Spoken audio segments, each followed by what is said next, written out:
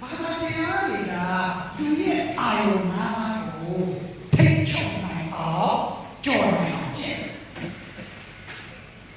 လေးရတော့စားချင်တာနော်မြင်ရတော့ချောချောလေးပါမြင်ရတော့တမရှနာအတန်လေးကြားတော့ကြည်ဘူးလားအတန်လေးကြားတော့ကြည်တာအတန်ကြီးကြားတော့ဘာလို့တန်ကြီးဆိုတာဟာတာနော်ဆိုအေး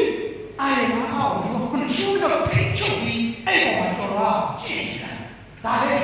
ပြီးရင်ဟိုမှာမသိရောဘာမှမသိရောလားအဲ့ဘာမှတော့ဘာမှမသိရောနော်အဲ့တော့ဘာလဲကိုစိတ်စိတ်သွားတိုင်းကိုပါလို့လူရစကားပြပါစေအဲ့ဒါကိုကျွန်တော်တို့ Facebook မှာပြောကြတယ်နော်စိတ်သွားတိုင်းကိုပါစိတ်ကြောက်တယ်အဲ့တော့ဘယ်ပုံနော်စိတ်ကိုထားရအောင်အဲ့စိတ်သွားတိုင်းကိုပါစေနဲ့တော့ Facebook ကပြောလို့ရှိရတယ်ရတယ်နော်မင်းကြောက်နေတယ်လို့ပြောတာဟာဘာလို့ဒီ Facebook ရဲ့ profile ပုံကိုဒီနေ့ဒီညကိုကြော်ကြပြီးလောင်းတာတိတ်ရှိရတော့ဘယ်ရမယ်စနေတော့ကဘာမှရှိတယ်တော့ဆရာနော်အဲ့ဒါစိတ်သွားကိုပါလို့လူရစနာပြပါစီပြောတယ်စိတ်နဲ့ကို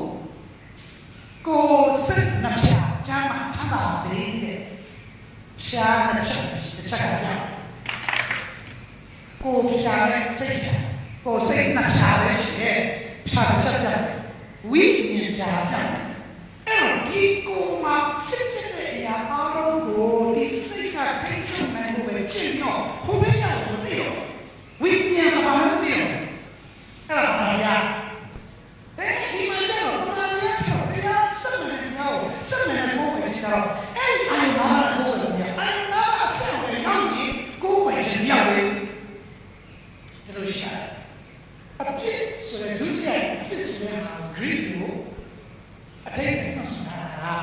ဘုမပြစ်မရှိဒါကစောဝါပြစ်မှအဲ့ဒါညာပြစ်ရတယ်ညာအဲ့ဒီညာကိုပြစ်လိုက်ဒီညာကအဲ့ဒီတိုင်းကိုမရောက်တော့ကြာသုံးဘုံမှာကြာသုံးဘုံမှာကြာဒီဘုံမှာကြာမရောက်အဲ့ဒါ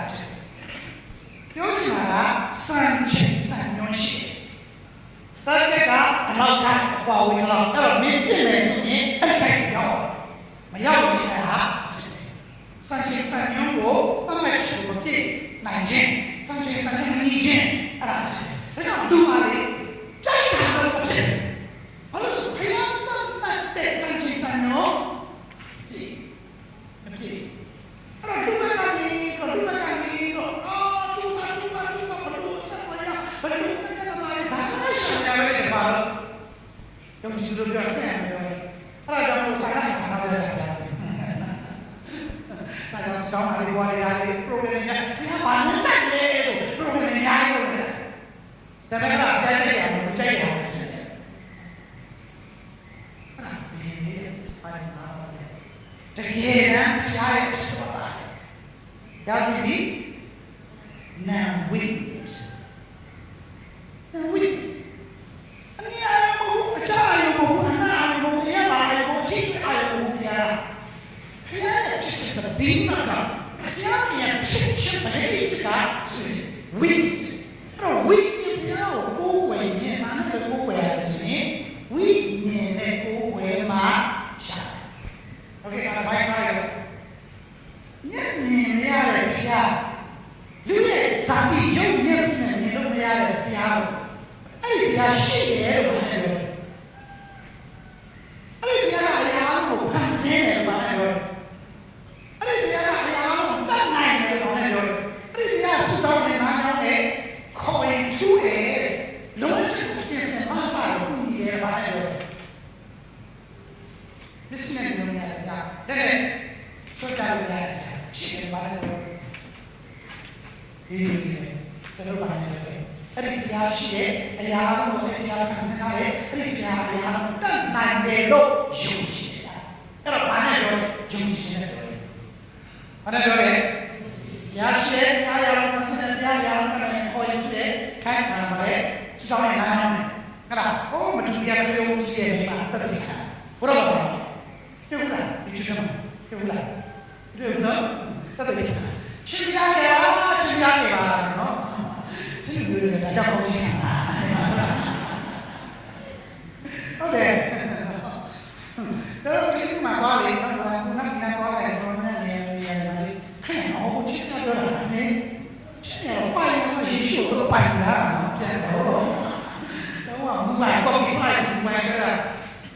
စီရဲ့လူတွေဘုရားပါကဲဆက်တယ်နော်ဟောဘယ်တော့မှမင်းဆက်နေလိုက်ဆက်တယ်အဲ့မလေးမှာစင်တော့တက်ပြီးသုံးတာဘယ်လိုကြောက်တယ်လို့တော့ဆိုတော့ရန်ကုန်စီကဆက်မရဆက်တယ်ကွာအားပြန်ပါမရ6ပါပြောတာပြောတွေးချာတွေးစားချာဆွမ်းစားတော့ကိုယ်ရောကွာချင်ရတယ်6ပါဒါနဲ့ဒီမျိုးသမီးကိုအဲ့ဒီဟာဒီမှာအဲ့ဒီကရုပ်ချင်းချင်းလူကြီးကပါတဲ့နေရာကြားသူကစားမှန်းပြီးနေဒီရနော်ဆရာကပြောတာလည်းညနေတော့ဒီထွေးဝင်လာတာအဲ့ရုပ်ချင်းလူကြီးချင်းလူကြီးကိုချင်းလူကြီးသူ့ဘာလဲခေါ်ချင်တာဒါမို့ပြောတယ်ချင်းနဲ့အပွင့်ညာအပွင့်မို့ဝါဝီနော်ဝါဆရာတော်ပဲနော်အဲ့ဒီအဲ့နိုင်ရဲ့ချာဟောညံတော့ရသူ့ပညာခေါ်ရင်ထူးတယ်စတော့နိုင်တယ်အားလုံးတက်နေလို့ပြောတာကြောက်တယ်ကြောက်တယ်ခဏပြောတော့သူ့ကြောက်တော့သူ့ပြောတယ်အမေကတော့ဆက်ယေရှုမေးပါယေရှုမေးတယ်မေးပါယေရှုဆက်ယေရှုဘာလို့ယေရှုကတော့သူ့ကိုရှင်းမှာပဲပေါ့ကဲပါလေပြောတော့ကျွန်တော်ခွင့်လို့ပါကျွန်တော်တကယ်ရှင်းမှာပဲရှင်းပြနေပါအော်တော့တကယ်ကောအော်လားသူစတဲ့ခါတယ်ချောင်းလာဆရာတို့လည်းခုလေးနေရှိနေပါဗျာဟာလေလုယာလေးနေရှိနေဘာလို့တိတယ်ကွာဝိညာဉ်ပါတိနော်ဘာလို့လဲဘုရားကတော့ဘာလဲပြောတာဘာလဲဂျာဂျောမောစခီစေစခါပါပဲဂျောမောရစာအခန်းကြီးစေအနေစခါယုံကြည်ခြင်းသည်ဂျာနာချမ်းသည်ဂျာနာချမ်းသည်နဲ့ဖျားသည်စကားတော်ပါအဲ့ဒီလိုပါလဲရှင်းတော့စကားတော်လာခဲ့တယ်ဂျာလို့လေဂျာနာချမ်းဖြစ်ပေါ်လာတယ်ဗါလေယုံကြည်ခြင်းလို့လေFaith come back from hearing. Hearing come back from word. ဖြတ်စားတော့ကြားနာခြင်းကိုဖြစ်လာစေ။ကြားနာခြင်းကယုံကြည်ဖို့ဖြစ်လာစေ။နော် Okay. ဒါကြောင့်ဆက်စားတယ်တော့မယ်။မြင့်မြင်မရတော့ဘုရားရှိရဲ့အဲ့ဒီဘုရားအရာလုံးဖန်ဆင်းအဲ့ဒီဘုရားကအရာလုံးတတ်နိုင်ရဲ့ခေါ်ရင်ထုတဲ့စကောင်းရင်နားနဲ့မဆာကူကြီးရဲ့ဘာနဲ့ပြောလဲညဉ့်ညံတယ်ဘာနဲ့ပြောလဲယုံကြည်ခြင်းနဲ့โอเคကျောင်းမှာဆက်စားယုံကြည်ခြင်းရှိတယ်နော်ကျွန်တော်ဒီနေ့ကလည်းယုံကြည်ခြင်းနောက်ဆက်နေတယ်။ဘာလို့လဲဆိုတော့ပြီးခဲ့တဲ့ဒီဇင်ဘာရဲ့ဒီကျောင်းတွေမှာအသက်ကုန်တာလည်းရတယ်။အဲ့ဒီယုံပါလေ။ဖျားရှိရဲ့အစနဲ့တိုင်းနဲ့တောင်းတာလေ။အာနဲ့တူကျုံးစား။အဲ့ဒါကိုဘယ်လိုစားဆုံးမခြင်းနဲ့ဘာလို့ရှင်လဲကြားလို့ဘာလို့ကြားလဲနားပြောတာဒါမှမဟုတ်ဘာလို့လဲကြားလာပဲကောင်းတဲ့နေကြီးကိုစားလိုက်ရသည်ကောင်းတဲ့နေကြီးကိုဖန်ဆင်းတော့ကျွန်တော်ကြားတာလူငယ်တွေ30ကျော်နော်ချမ်းသာတာဘွားကြားတာစပ်ကူတော့ကျွန်တော်ရဲ့အချီဆုံးလေးဘွားအရာကိုတရားစားရစရာလေအဲ့ဒါပေအဲ့ဒါကိုထားအောင်ခေါ်တယ်တော့ဟာ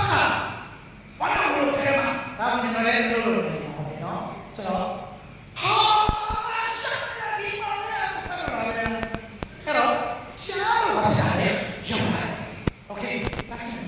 ပါတယ်ဆိုတော့နောက်ဆက်ပါနဲ့တည်းချင်ပါလေ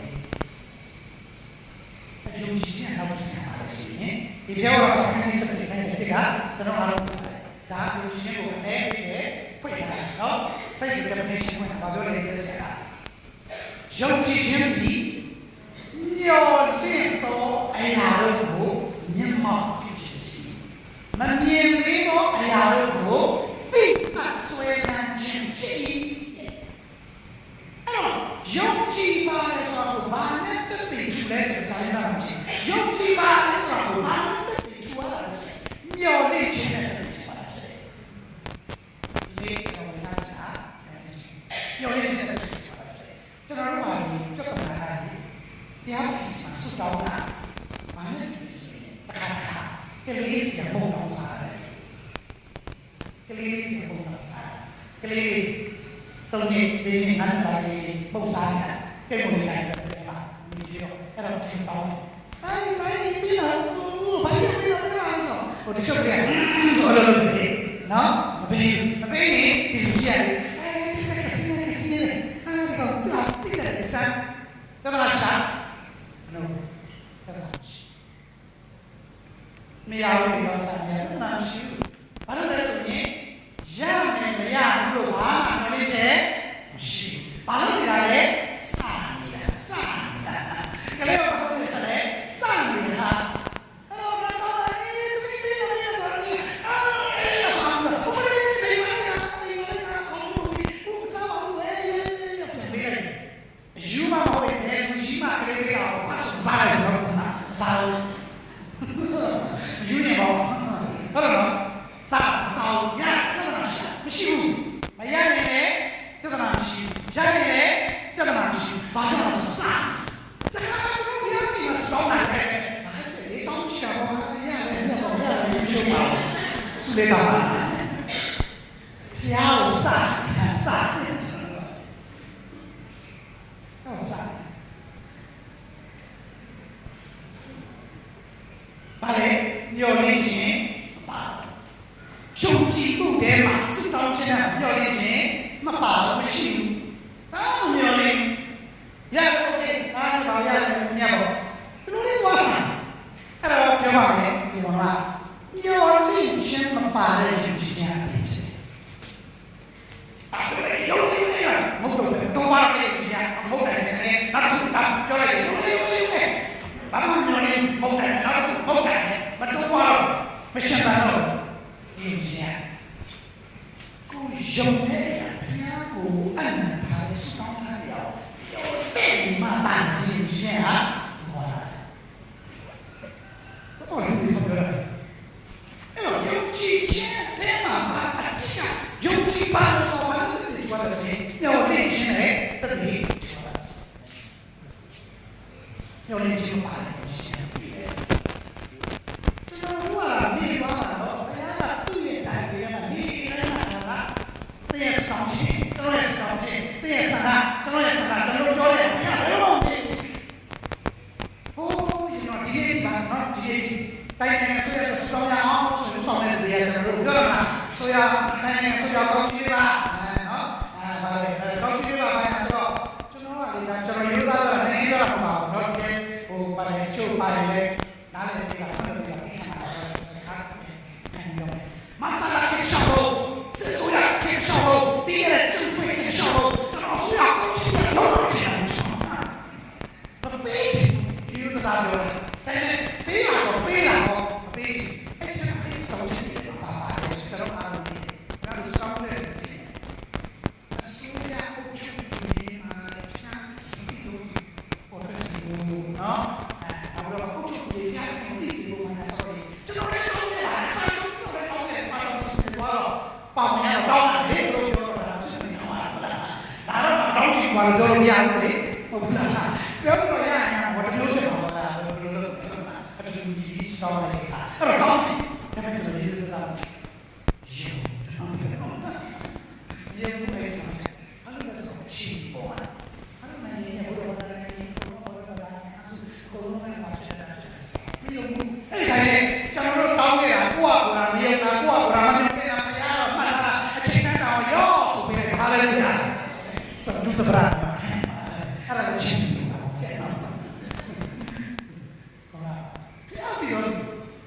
no?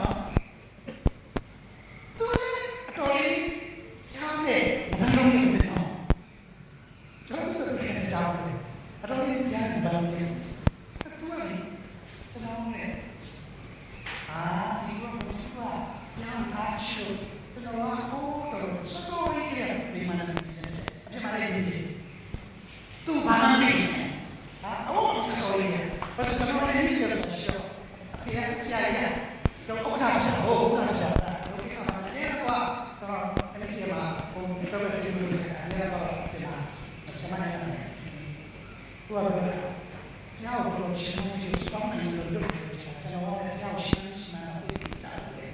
itu mana boleh kan mana boleh ya ternyata ya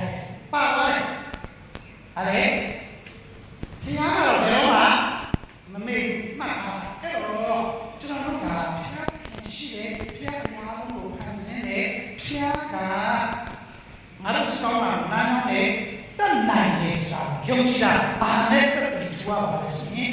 မျော်လင့်ခြင်းနဲ့တက်တည်ထူရပါတယ်ဒေသနာချမ်းခန်းကြီးကိုခိုင်းရပြီးဒေသနာချမ်းခန်းကြီးကိုခိုင်းရလေးပါ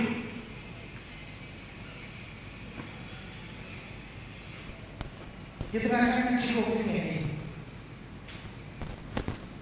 ဒေသနာချမ်းဆိုတော့ချမ်းမှာဖြစ်ပါတယ်စာလံတုတ်တန်ပြီးဒေသနာပါနော်အရှာနာရီချမ်းဆိုတော့မတဲ့တော့ဘာရှာအရှာမရဘူးလေအဲ့ဒါလည်းပြောရတာနော်မဟုတ်ပါဘူးဒေသနာချမ်းကြီးကိုခိုင်းနေလေအသက်ရှင်သောလူစုအပေါင်းနဲ့ဆိုင်သေးသောသူသည်မျော်လင့်စရာရှိအသက်ရှင်သောခွေးသည်တေသောရှင်လေးတဲ့ပါ၍ကောင်းမြတ်၏အိုးစရာကြားစရာအိုးစရာခွေးနဲ့ရှင်လေးကပါဘယ်လိုနိုင်လို့ရမပြောင်းရှင်လေးကကိစ္စလာတော့ပြပါတော့ဘာလို့လဲတမယုံကြည်နေမေကိုအတန်တော့ဆွမ်းအောင်သူရဲ့အင်းကျော်ဘလို့ခွေးနိုင်မလဲဒါမှမဟုတ်လားအသက်ရှင်နေတော့ခွေးတေပြီးတော့ရှင်လေးပါ၍မိသားစုပါ၍ဟာဘလို့လဲချင်းကြုံရပါနိုင်လို့မရတဲ့ဒီမှာဘာကြောင့်ခွေးကပုံညက်သွားရလဲဆိုရင်အခုလေအဲ့ဒါပါလဲဆိုရင်ခွေးကဘာဖြစ်လို့လဲအသက်ရှင်ဒါကြောင့်ပေါ်ပါမယ်လေအသက်ရှင်နေပြီးတော့လူစုအပေါင်းနဲ့ဆိုင်တော့သူဒီမျော်လင့်စရာအခွင့်ရှိချောဒီမှာလို့ညာတင်ဒီယခုစက္ကန့်ဒီနာဝိတဲ့ရှင်သာနေတော်သူယခုစက္ကန့်မှာခရစ်တော်ရဲ့အသက်ရှင်သာနေတော်သူဖြစ်တော်ကြောင့်သင်ဟာပဲတော့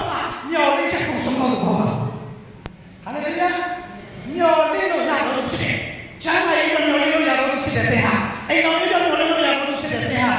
တာသမီးမျော်လင့်လို့ရတော်သူဖြစ်တယ်တရားရေးမျော်လင့်လို့ရတော်သူဖြစ်တယ်ဝိချစ်မျော်လင့်လို့ရတော်သူဖြစ်တယ်မတင်နဲ့တော့အသက်60မှာအောင်ကြလာတာဒီမျိုးမှာကျွန်တော်ပါအမှုတော်ဆောင်ရနော်တကယ်ကောင်း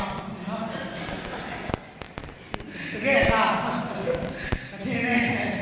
ကြောက်မျောနေလို့ရတယ်ဘာလို့လဲအသက်60ကျော်အသက်ရှင်နေတဲ့အတွက်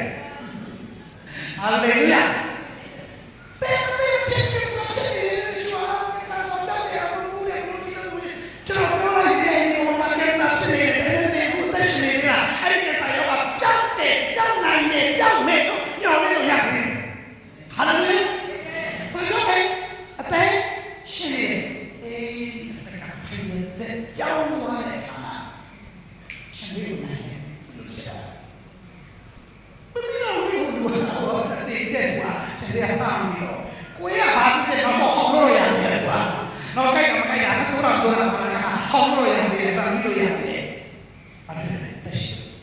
ဒါကြောင့်လို့သင်ဟာတက်ရှိတော်သူဖြစ်တော်ကြောင့်မျော်လင့်လို့ရတယ်ဖြစ်တယ်နေစေမျော်လင့်ခြင်းတက်ရှိအာမင်မျော်လင့်ခြင်းနဲ့တက်ရှိအော်ဆရာကောင်းတဲ့ဒီကြောင့်ကိုဝိညာဉ်နဲ့သူဆရာကျွန်တော်စင်ကြဖို့ဘာလဲတန်ဆုံပြီးဝိုင်းနားထောင်ကြတယ်နားမထောင်ဘူးလေကြောင်းတယ်အတူစားနေတယ်ပါနော်ဒါမှမဟုတ်သူ့အကြောင်းကြားနေတယ်ဒီကိုဒီဗီမှာဟိုလက်ဆက်ပြီးညာတွေမှာခဏလေးတွေ့လို့တန်ဆုံပြီးဝိုင်းမှာဒီ music instrument ညာရှိတူရစီညာရှိအမနဲ့ဆိုနေသိချင်တာဘယ်လိုဆိုလဲမမဘယ်လိုမေးလိုက်ဘယ်လိုရှိပါမျိုးမျိုးတော့ဟိုဖျားရဆိုမျိုးဒီမှာဝင်နေတော့ဒီကဝင်နေတယ်အမျိုးမျိုးရှိတေးလေးအလားတော့အတာဆူဆူအတာလို့အတာလို့ရတာအဖွင့်ကြည့်ရရှိဒီလိုပဲပါလာကြနော်ကြမ်းနေတဲ့မျိုးတေးလေးကတော့အလားကြည့်ရရှိနော်အဲ့တော့ဒီဘာလို့ဒီကြည့်တယ်ဘယ်ပြီးတော့ဘယ်ဘောဂရန်ချီဘယ်တော့ကျုပ်ကြီးကရှာလို့စပါရှိရအောင်အကြည့်ရဒီတန်းစုဒီမှာ music melody ရဲ့နိုင်ဝဲဒီစံနာနဲ့ကျုပ်တလာအဲ့လိုကြားတဲ့ melody ကျူးထူပါလေဒီပင်ဒီမှာသူ့ရဲ့ပြန်လာမချ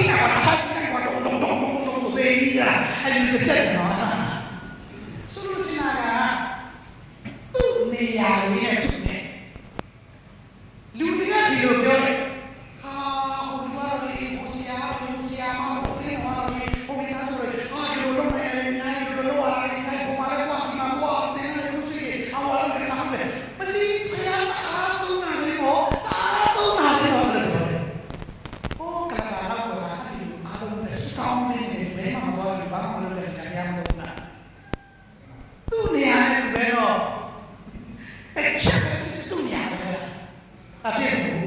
အာမင်ဘုရားသခင်ရဲ့မေလိုဒီပြည့်စုံဖို့ကျွန်တော်တဲ့ကိုဘုရားသခင်ခါကြိုက်ပင်ကြီးတဲ့နေရာထားတယ်ဒီကောင်မဆမ်းတယ်ခိုင်တာဆောင်ကိုလို့စတာတိကတော့ချက်ပြရโอเค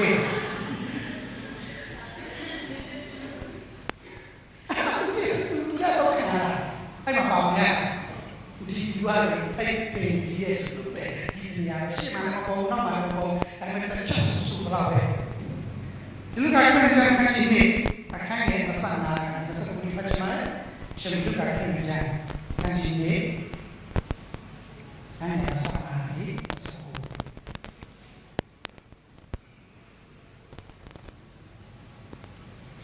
ဒီကတော့ကျွန်တော်ဒီလိုသာဝင်မှာပဲဒီကနေ့ခရစ်စမတ်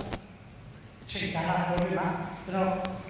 အေးမီရောက်လို့လေးရညပေးပေါ်လာတယ်အဲ့ဒါနဲ့ကျွန်တော်ကအဲ့ဒါချတာခရစ်စမတ်ဆိုတော့ဒီနေ့ပေါ့မတ်တက်မှာဒီကရှိခိုင်းနေတာညာခရစ်စမတ်ကိုစိတ်ကပြချက်ဝင်နေတာဟုတ်တာဒါပေမဲ့ခရစ်စမတ်ကနော်ထိုခါရှုမောင်ကြီးရှိတော်သူရောက်ပြီးယေရှုတို့လာရှိရှုမောင်ကြီးရှိတော်သူရောက်ပြီးဟယ်လိုယေရှုတို့လာရှိထိုကဆရာမမန်ဒီတို့သူတယောက်ဒီစဝါရရှိအာမင်ညောင်ပြောလိုက်ရှိအာမင်ဟယ်လိုအာမင်အခုခုနကဘာလဲကျွန်တော်ပြောတယ်ဆောလာဘုရားပါတယ်ထိုကဆောလာဘုတော့သူတယောက်ဒီချင်းနေရှိအာမင်ထိုသူဒီရှောင်းပါတရားကိုယူသေးတော့ဒီပေါ်မှာလူယောက်ကသူဘာလုပ်တယ်လဲဆိုရှင်သူဘယ်လိုလုပ်လဲဆိုရှင်ဆရာဝန်ဖြစ်တယ်မဖြစ်တယ်ရေးကြည့်ဘယ်လိုဆရာဝန်လုပ်လဲဆိုရှင်အတတရားဝင်မဲ့ဆရာဝန်ကစိတ်တရားနဲ့ဆရာဝန်တရားဟောဆရာဖြစ်တာရေးကြည့်ဘုရားကိုရှိတဲ့တရားဆရာကကိုပဲစာရှိတဲ့တရားဆရာအဲ့ဒါရှိလူတယောက်ကသူဘာလို့လဲဆိုရင်ကြည့်ဘူးသူပဲလို့လူလဲဆိုရင်ရှိဘာလို့လဲဆိုရင်နားတယ်အကြောင်းပြင်းရင်ကြည့်ဘယ်လိုလူလဲဆိုရင်တော့အဲ့ဒီအတွေ့အကြုံရှိတယ်ဒါကြောင့်သူကပါလေထိုးအရှုမောင်ကြီးဆိုတယောက်ဒီလိုရှင်နေရှိထိုးသူဖြောင်းပါသူဘာလို့လဲတဲ့ဆိုရင်သူဘယ်လိုလုပ်လဲဖြောင်းမှာတော့တရားကိုယူနေတော့ဣတရီလာအမျိုးကြီးတတ်တာချင်းချောင်းကိုမျော်လင့်တော်သူဖြစ်၏သက်စပ်တော်ဒီဘောပါတဲ့ရှင်ရဲ့ဆိုရင်မျော်လင့်ခြင်းနဲ့မျော်လင့်ခြင်းဘာကိုမျော်လင့်တာလဲ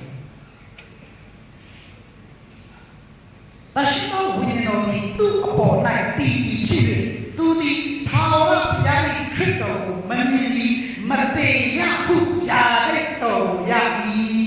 ရှုမောင်ကဘုရားရဲ့လူပတ်တော်ရတာလေရှုမောင်ကဘုရားရဲ့ဘုရားချက်ရတာလေရှုမောင်ကဘုရားရဲ့စကားရတာလေဒီကောင်ကအသက်ရှင်တော်ဘုရားကိုဘုရားရဲ့တဲ့တဲ့မှာဘုရားစကားရတော်ဖြစ်ပါစေဘုရားရဲ့ဓာတ်ကိုရတော်ဖြစ်ပါစေတန်ရှင်တော်ဝိညာဉ်နဲ့ပေါ်ရပါစေအာမင်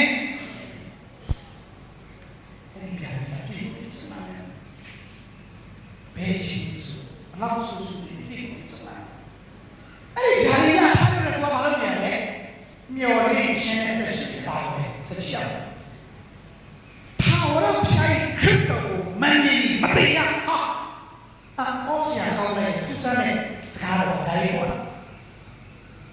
ခရစ်တော်ဒီကိုမေရှာသူစားပြီးခံပြီးကြွလာတယ်သူစားပြီးကြွလာတယ်ဝိညာဉ်ခရစ်တော်မမြင်ရခြင်းသူဘာလို့အောင်လဲမသိရဘူးသူ့ရဲ့ဝင်ခံစားချက်နေကိုတရှိမှလည်းဘာလို့ဘာလဲဒီဝရဘာဘာလဲညနေဘုန်းချုပ်တော့တကယ်လို့ခရတော်မတွေ့ရတယ်မမြင်ရဘူးဘာလို့စားပြီးခံရတော့ဘာမွေးသေးလေမမြင်ရတော့ကွာ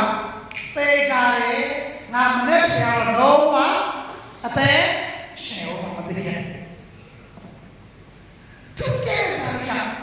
အဲ့ဒါကိုတော်လေးနဲ့ရှင်မနေ့ကတည်းကတစပီးရတယ်ဘယ်ဖက်စာပေါ်လေးတော်နေဒီတော့မြင်မလားကြားအောင်လည်းဒီတော့မြင်မလားဟောကြိုက်တော့မြင်မလား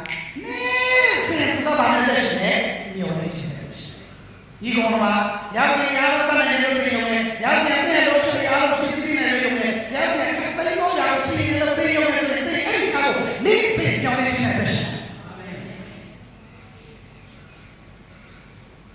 နာရီတေးတနေ့ကလို့ဆက်ရှာသွားလို့ခုတော့မရဘူးညမို့ချုံအဲ့လိုပဲတေးကြတယ်နဲ့ပြင်နေတာမလို့ပဲအသက်ရှင်လို့ယေရှုတော်ရားဆိုင်ကပါပါတယ်ရှေ့တော်ဒီမှာဒီတိုင်းနေတာလေယေရှုဆိုတဲ့ဒီကိုဒီကနေ့မှာပြင်နေလို့ပါတယ်စပယ်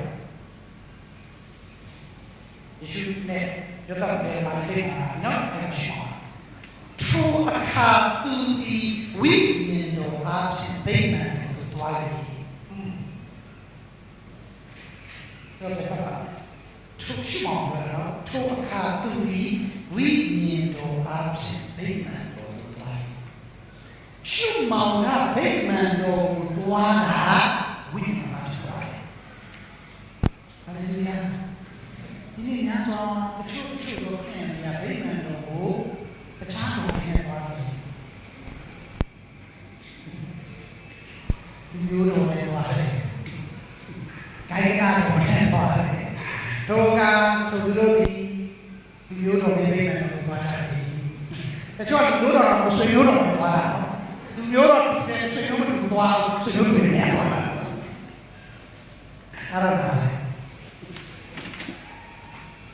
ဟောမှာဂိုင်းကတော့သွားလို့ဒီကောင်ကဒီနေရာကနေကနေတဲ့ဝိညာဉ်တော်အပြင်ဒါအဲ့ဒီဝိညာဉ်တော်ကတဲ့ညောင်းနေခြင်းကိုသူ့ရဲ့ကောင်းတဲ့ခြင်းနဲ့ဖြစ်နေပါလိမ့်မယ်။ဟာလေလုယာ။ရှုမောလာတဲ့ခြင်းတော်နဲ့ကောင်းတဲ့ခြင်းနဲ့ဒီနေ့တော့ဝိညာဉ်တော်အပြင်သူကမင်းတော်ဝိုင်းအဲ့ဒီမှာဝိညာဉ်တော်ကသူ့ရဲ့ကောင်းတဲ့ခြင်းကိုဖြစ်စေတော့တယ်။ကလေးညာရင်တော့အဲ့ဒီတော့ဘယ်တော့အခုပဲတည်းကကျင်းမှာပဲရှာ။အဲ့တော့ဒီအပတ်ဝင်နေတဲ့ဒီအပတ်မှာအစကလည်းအားလုံးပဲမလား။ဒီသူငယ်ရဲ့ယေရှုမှာရှိမှတည်အားလုံးရဲ့ဝိညာဉ်တော်အားဖြင့်ဝိညာဉ်တော်နဲ့လာဝိညာဉ်တော်ပို့ဆောင်တိုက်ဝိုင်းဝိညာဉ်တော်အားဖြင့်တော်တယ်နောက်ဆုံးကျွန်တော်ပြောတယ်တင်ပါလို့အောင်ဆိုတော့ဒူဝါလေနော်ဟုတ်လားဒါပြောတာကိုကလေသူပြောတော့ဘုရားကြားဒီချုံပြီးတော့လိုက်တော့ပါဒီချုံတော့လိုက်ပါအဲ့ဒါဝိညာဉ်ဆက်ဝိညာဉ်တော်နဲ့တွားနော်အကျဉ်းလေးတို့ပြီးတော့အသက်ဘေးကနေရှိမှတေးလို့ရှိမှအသက်ဘေးကနေမတိတ်တော့တူပြီးဘုရားဆက်ဒီဆက်မှာအဲ့ဒီချို့ကဟိုလူရဲ့အာရုံချောတော့အဲ့ဒီမြင်နေနေဘာမှမသိကောင်းနော်ဒီတက်နေကိုအဲ့ဒီဝိညာဉ်ပါဆက်ဝိညာဉ်ပါပြတာအဲ့ဒါဝိညာဉ်နဲ့ပေါ့ဟာလေလုယာတွေ့ရဝိညာဉ်တော်အပြင်ဗိမာန်ကိုသွားရင်မိဘတို့သူရဲ့ယေရှုကိုပြည့်ညတ်ပြထုံးတိုင်းတိုင်းသိချင်တာဆောင်းသွားစေမယ်ရှုမောင်ဒီယေရှုကိုလက်နဲ့ရှိပိုက်ပြီးရန်သူကျေးဇူးကိုချီးမွမ်းရဲ့အစိုးရတော်ကိုရှင်ဒါရီတော်တိုင်းကိုရောဤကျုံဤငြိမ်ဝစ်စွာစုတည်ရတော်ကိုရောဒီခုလေးပြေတော်မူဟုတ်လေသူလည်းစောင်းနေရဒီရှင်ဘယ်လိုစောင်းပဲလောက်တော့ချင်နေယေရှုလည်းရှိပါကောင်းတဲ့ကျေးဇူးကိုချီးမွမ်းစောင်းတော်သူညော်လင့်ခြင်းနဲ့အသက်ရှင်တဲ့တိုင်သူဤညော်လင့်ပြည့်စုံပါလေမတေခင်မှာပြည့်စုံပါဟာလေလုယာကျွန်တော်တို့ကပေါင်းတယ်ဒီစကားလေးကိုကျွန်တော်အဆုံးလေးမှာတင်ပြဖို့စကားပြောပါတယ်ဒီရဲ့မိသားစုတွေတင်းရဲ့လူကြီးတွေတင်းရဲ့အလုပ်တွေတာမီပညာရေးတွေတင်းရဲ့ပေါင်းရေးတွေတဲ့ဟာမျိုးလေးကိုရဖို့ဖြစ်တယ်အဲဒီမျိုးလေးထားတဲ့တိုင်းမျိုးလေးထားတဲ့ຢာမျိုးလေးထားတဲ့တိုင်းထာဝရဘုရား၏လက်တော်မှာတစုံတစ်ခုသောကယ်မခြင်းမရောက်မီတိုင်အောင်တည်မတည်ရဟာလေလုယာတည်မျိုးနဲ့တစုံရနောက်ဆက်ရှိတွေတည်ပါမယ်ဒီကောင်မှာအဆုံးစကားလေးကိုကျွန်တော်ပြောချင်တယ်ဒါပေမဲ့ဘုရားကတော့ဒီနေ့တည်မျိုးနဲ့ချင်းပါလို့ဘုရားရှိခိုးဆောင်တာဘုရားကတ တင်းရဲ့ပြောနေခြင်းခေါ်လာတယ်သူ့ရဲ့ကောင်းမြတ်ခြင်းစုကြည်ဆိုတဲ့ပြည့်စုံတယ်အာမင်ဘုရားကိုပြောနေတဲ့ဘုရားဘုရားကိုပြောနေတဲ့စောင်းလားဘုရားကိုပြောနေတဲ့ရှင်မှာဘုရားကိုပြောနေတဲ့ယုတ်ချမ်းမှာလုံပြီးတိုင်းလို့ပါလေငါပြောတယ်ဒါကြောင့်လူကြောက်တော့တယ်ဒီဘယ်နှခါစောင်းလဲကစောင်းဘုရောထားတာဟောဒီကစောင်းနိုင်တာပြောအောင်ဒီလိုပဲရှိမှမနေ့ကထားတဲ့တောင်းနေဆိုင်ဘယ်ကစားပြီးတောင်းနေဒီကစားပြီးတော်အစားတိုင်းဒီကျေတော့ချွန်းအောင်စောင်းလို့ပြောတာဘာလဲလုံယလုံစီဖြစ်ယဖြစ်စီလို့ဘုရားကိုလို့ဆိုပါတယ်တဲ့ညောနေခြင်းပေါ်လာရတဲ့စောင်းတဲ့ဘုရားစတောင်းတယ်ညောနေခြင်းစတောင်းအာမင်ညောနေခြင်းပေါ်လို့ဘုရားအနန္တတဲ့ရဲ့ညောနေခြင်းပပရာကိုဒီနေ့ညနေလာတာကြီးရှိဘုရားကပြည့်အောင်တဲ့ခြင်းတဲ့ညောနေခြင်းပပရာလေးကိုဖြစ်နေချာโอเคဒါပေမဲ့ဒီပြောနေရတယ်ဘာညောနေဘာကိုညောနေရှုံးမှာဘာကိုပြောနေလဲထာဝရဘုရားဤခရစ်တော်ကိုမနည်းအသေးရဘုရားကသူ့ကိုပေးထားတဲ့ဂရိတော်ဘုရားလေးတော်ကိုယုံကြည်ပြီးခရစ်တော်ကိုမျှော်လင့်နေတယ်ဒီကောင်ကဒီလိုလူကိုမျှော်လင့်ရမှာမဟုတ်အသေးတော်မျှော်လင့်ရမှာမဟုတ်အချင်းမျိုးမျှော်လင့်ရမှာမဟုတ်နိုင်ငံတော်ဤတိုင်းနိုင်ငံပုဂ္ဂိုလ်မျှော်လင့်ရမှာမဟုတ်ကျွန်တော်မျှော်လင့်ရမှာအရာအလုံးဖြစ်စေဘုရားကိုမျှော်လင့်ရမှာပဲဟာလေလုယာအာမင်ဒါကိုမျှော်လင့်ရပြီးခဲ့တဲ့နေ့မှာတရုတ်ပြည်ကိုခုကြိုင်လာတဲ့ဖေဝါရီဆိုင်ပြီးခဲ့တဲ့နေ့လေးဆိုတယ်တရုတ်ပြည်ကကျွန်တော်စကူမှာကျွန်တော်ဒီမှာကျွန်တော်ဟာဒီရဆရာနော်ပြောဆောင်တယ်ဦးဆောင်တယ်ဆရာတို့ဒီနေ့ဟိုမှာနားဆက်တယ်ဆရာတို့ကျွန်တော်ပြောရင်ဒီမှာပြောနေမှာစကားပါတယ်နော်နားဆက်တယ်အလုပ်ပဲသူကကျွန်တော်ကိုယ်နဲ့ဆရာနဲ့ဝီရပါမယ်ပြောပြန်ပြောရင်သူအခုတစ်ခါပြောတာနော်မစားသေးဘူးကျွန်တော်အခုတစ်ခါပြောတာကျွန်တော်ပြောရင်စိတ်ရတယ်ပြောတယ်ဟာကိုရဲ့နားဆက်တယ်ပြောရင်ငါအားပြောနေရမှာနားဆက်တယ်ရှာတယ်ဒီလိုနားပဲရှာအမှန်ပြောလို့ခေါ်ရတယ်အောက်ဆိုင် sorry ပဲစားတယ်အောက်ဆိုင်ရတယ်ဟုတ်ဒါပဲရှာလို့လည်းမရဒါပဲမလို့မာလို့နေရတယ်ဒီတစ်ခေါက်လည်းနေတယ်သူတို့ခံနေတာကန်ဖတ်နေတယ်ဆိုတော့အခုနည်းနည်းပဲအမရရနော်ကြောက်တယ်စီသူရဲ့ဘုမားတက်ပတ်တာနော်တီးတယ်လားအဲဆိုအဲ့ဒီအမရရနည်းနည်းစားတယ်နည်းနည်းစားတယ်အဲ့တော့စကမှုကိုရစားတယ်အမေရိကန်ကိုရတဲ့စနေတွေနည်းနည်းစားတယ်ပါပြရတယ်ဂျုံချီပြရတယ်ဘာမှမလုပ်ဘဲကြိုင်လာစားပြရပြောလေဘာမှမလုပ်ဘဲနည်းနည်းစားရောချီသူနေစကမှုပေါင်းချီတာဒီကအခုပြောပါ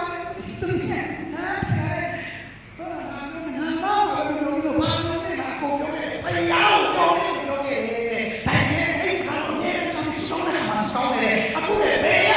မပြောလဲဘာမှဝါမရှိတဲ့တော့စားရှိတဲ့အောက်ရှိရတယ်ဟာလေလုယာအားလုံးတော့အခုလည်းဆက်လို့ရတယ်ကိုကြည့်ရဘယ်လိုလဲအချင်းမျိုးကိုအချင်းမျိုးဆိုတာဘလို့ဆိုလဲရောဘဝတည်း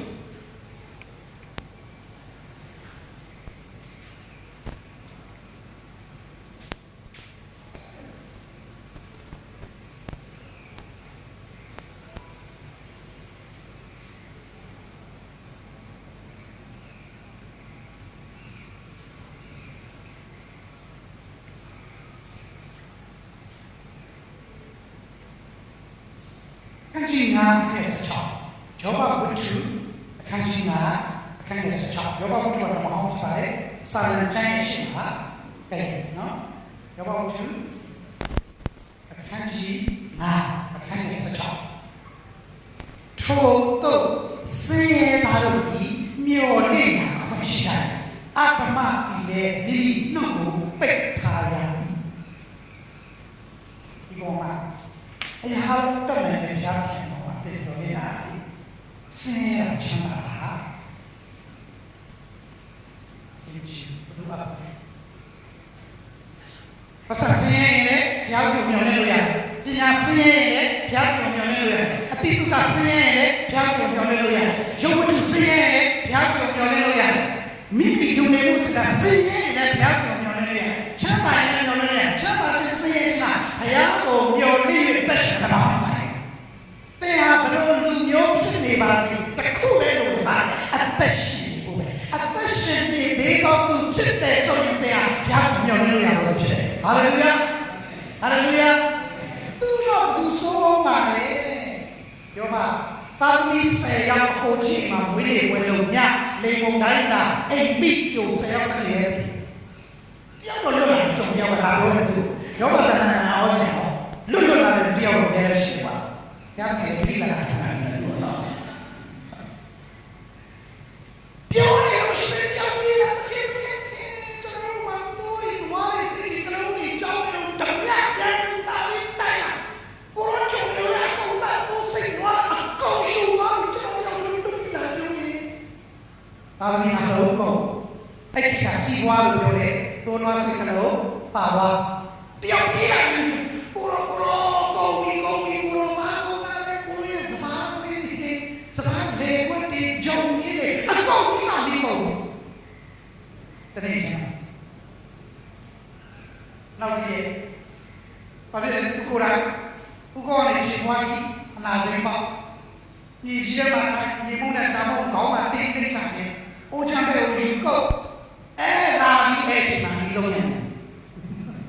နေလို့နေဒါကြောင့်လို့စကားလေးတွေ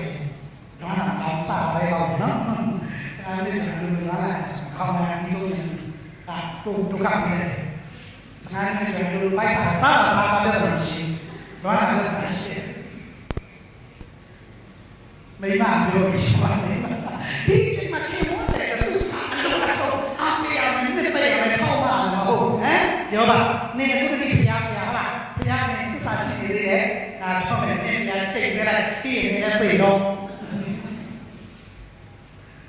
အလိုအဆုံးပါဒီပဲပြောချင်တော့ပါလို့လို့ဆိုအခါရဆုံးနော်တာမန်လူလာဆိုရင်တော့မှဖျားလာတော့ချောက်လို့ရှိတယ်အဲ့ဒီလိုကြုံတွေ့နေရတဲ့အချိန်မှာယောဘကပြောတယ်စတိယောဘဝတ္ထုအခန်းကြီးစတိအဲ့ဒီဆက်ယောဘဝတ္ထုအခန်းကြီးစတိအခန်းရဲ့ဆက်အဲ့ဒီနဲ့တိုင်ရောနေတယ်တွေ့တယ်နေရာကြီးပတ်ကြယောဘစတိဆက်မျောနှင့်စရာရှိသောကြောင့်မစိုးရိမ်လေနေလေယခုအရှုံးခံရတော့လေလုံခြုံစွာနေဝိလေကြီးဒီလောက်ခံရတဲ့သူကယောဘပါရှိပါရှုံးတာသမီးအလုံးကုန်တိုးလွားစီဝါကုန်ဂျုံလေဝဲအကုန်ကိုယ်တိုင်နဲ့ချမ်းသာရေးမကောက်နောက်ဆုံးဒီမှာရှိတဲ့မိန်းကအပြစ်တင်ပါရှုံးပါအဲ့လိုလူကပြောတယ်မျောလင့်စရာရှိတော့ကြောင့်မစိုးရိမ်နဲ့နေဟာလေလုယာယောဘဟာဘာမှမရှိတော့ဘဲနဲ့ဘုရားကိုမျှော်လင့်လို့ရသေးတယ်သူမှာအသက်ရှင်ညီကောင်မတင်ဟာအသက်ရှိတော့သူဆိုတော့ခရစ်တော်နဲ့အသက်ရှင်နေတော့တင်ရဲ့မျှော်လင့်ရဘယ်တော့မှဘုရားကိုမဖြစ်တော့ဘူးလောကဆိုင်ရှင်ခွေရောဆိုတာဘောမှာခါတယ်မှာလို့ကျွန်တော်ပြောလိုက်ဘုရားသားသမီးတွေဘုရားပေးတဲ့ခွေရောမှာတင်မတင်ဖြစ်တယ်လာပါတယ်ဟာလေလုယာ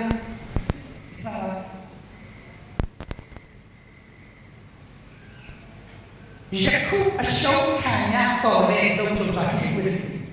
အခုရှိကောင်းပြီရှိနေတယ်ဒါပေမဲ့ငါပြောနေတဲ့အတွက်အသက်ရှင်ပြောင်းပြောနေတဲ့အတွက်ငါပါလို့လေနေဝိလေဟာ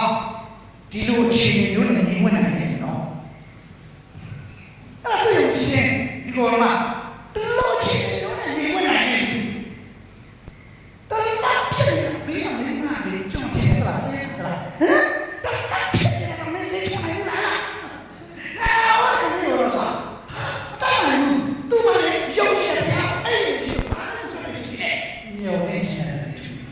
ဟာလေလုယာ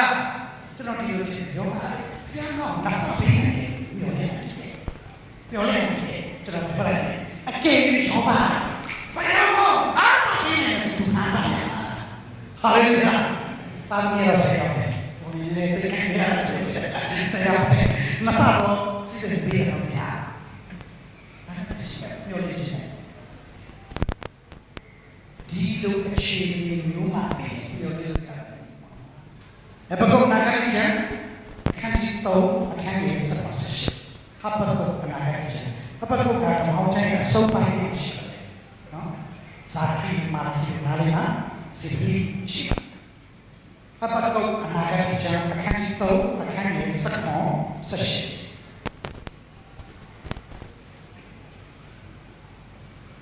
ကျွန်တော်ဒီကျမ်းစာလေးနဲ့လေးဖြစ်ပြီးဖတ်မယ်ပြင်လာလို့တော့အတိတ်ပဲပေါ့ပို့ပေါ့လေးနဲ့ကျွန်တော်လေးဖြစ်တယ်ဟပကုတ်နာဂိအခန်းကြီးတော့အခန်းကြီးစကောစရှိတင်းမောတပန်းပင်မပွင့်ရဘူးစတိပင်မတိရဘူးတန်ပင်ပြီးယေရှုကိုမျှော်လင့်၍အခမ်းရသည်လဲရသည်အတိနံကိုပေးရတယ်တိုးချံ၌တိုးပုံ၍တင်းကုန်၌နွားမရှိရသို့တော်လည်းထာဝရဘုရား၌ငါဝမ်းမြောက်၍ငါကိုကယ်တင်တော်မူသောဘုရားသခင်ကိုမျှော်လင့်လျက်ရွှင်လန်း၏ဟာလေလုယာပါရှိတယ်အာရှိပါရှိတယ်အာရှိတဲမတူတီးဖို့နေတာပွင့်လာပြီအတီးမကန်စားလေကိုလုံးလာရစိုက်ပြလာရထွန်ရလာရလူစီချလာရကူကြီးလာရမဆာလာရမရှိဘူးနော်မရသေးဘူးနော်အကောင်ထံပေါ်လေးချင်းရုံနဲ့လာရမျက်နှာနဲ့တီးရစတိပင်မတီးရချုံနေနေညိုနေဟာဟိုအဘယ်နဲ့အောင်ချုံနေနေညိုနေတာလုံနေချုံနေနေညိုနေတာစီဝါချုံနေနေညိုနေတာတာဒီအနာဂတ်မလာဘူးရှိတန်ရင်ဒီဂျေဇုကိုပြောနေတဲ့ခါရဒီကတော့တန်ရင်ဆောက်ဆက်ပါတယ်လို့နိုင်ရှာတော့ဆက်ပါတယ်ဆိုတန်ရင်ဒီဖြစ်နေပြောတာဘုရားနဲ့လောကပတ်တော်ရဲ့ဘုရားနဲ့မှန်ကန်တော့မှသက်ရှင်ရဲ့ဟိုဟိုလူကြီးချင်းနာပြားနေအောင်ရှုံးလို့ပဲပေါ့လို့ခါစားဟိုမှာမတော်တယ်လို့ချမ်းသာတယ်ဟိုမှာစတဲ့လေးဟိုမှာဘုရားနဲ့တကယ်ကြောက်ချစ်တော့ချစ်တော့ဘာလဲအဲ့ဒါစားရတဲ့တည်းတမ်းဒီကျေစုကိုမခံနိုင်နော်ဘာမှရှိနေတဲ့ရှိတဲ့ကြုံရဘူးလေလို့ဒီနံကိုပေးရတိုးချံနိုင်တိုးပုံလေးတိုးချံရောရှယ်ဆောက်လာတယ်တိုးရှိတင်းကုန်နိုင်ဝါမရှိတင်းကုန်ရှယ်ဝါမရှိတိုးချံနာကရုပ်ထုနဲ့ဆိုင်တဲ့မက်ထရီယယ်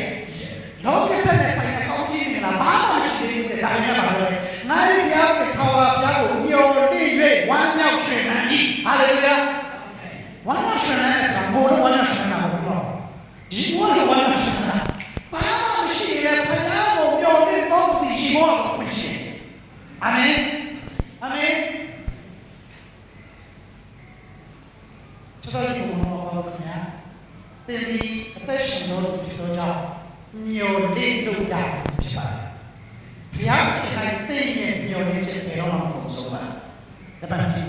တင်ဒီဘယ်လိုအခြေအနေကိုရောက်နေပါစေဘယ်လိုအခြေအနေနဲ့ကြုံနေရပါစေဘုရားခင်အဲ့ဒီအခြေအနေကိုမျှော်လင့်လို့ရတယ်ဖြစ်ပါတယ်ဘာကြောင့်စတဲ့နဲ့အသက်ရှင်တော့ကြောင့်အဲ့ဒါတော့ဒီနေ့တင်မျှော်လင့်ခြင်းဖတ်ပါဘုရားရဲ့ရှိတယ်ဘုရားခင်အဲ့ဒီဖတ်ပါမှာဒီကောင်းချင်ပါတယ်ဒီဆိုစပါတယ်အာမင်အာမင်ကျွန်တော်တို့ဘာလို့ပြန်ရအောင်အားလုံးမတည့်ရဒီလိုဒီပါ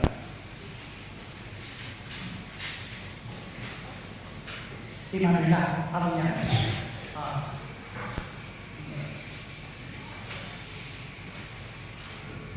ဒီမှာလည်းဆက်ပြီးတော့ဆက်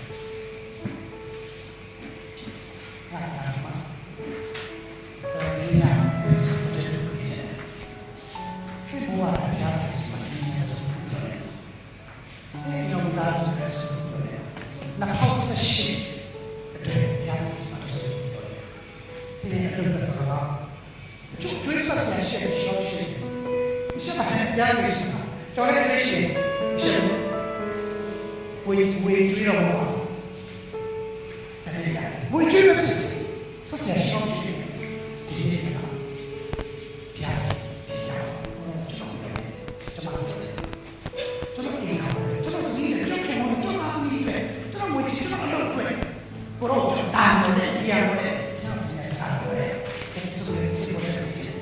တော်ဒီအချင်းကိုဝိညာဉ်နဲ့ဝေချင်ကျွန်တော်နော်ညာကိုဝိညာဉ်တို့ဒီလိုဆိုရဲတဲ့အားစချင်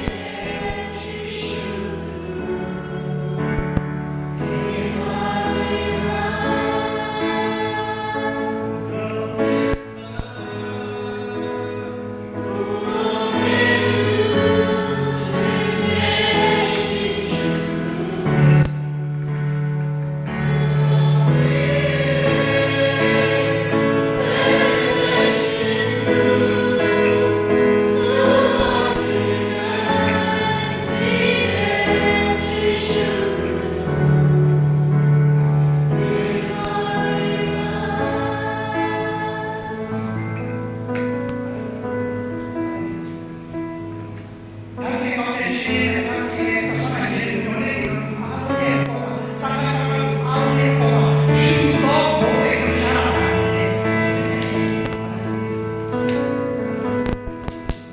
왜냐면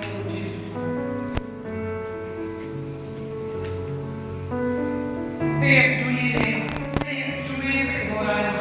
주도 모래를 얻어와